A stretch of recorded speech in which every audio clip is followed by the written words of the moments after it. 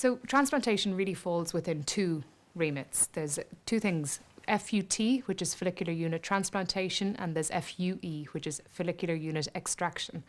The FUT transplantation is, I suppose, what you would call the more traditional form of surgery and the more surgical procedure, where we take out a strip from the back of the head, and that strip is then divvied up progressively into smaller units, eventually becoming out as single follicles that we then transplant back in. The FUE procedure takes it as very tiny little, almost like biopsies, little punch biopsies from the same area, same bank of hair at the back of the head, and then they're taken as they're units already, so there's no slivering required or cutting up. They are as they go in.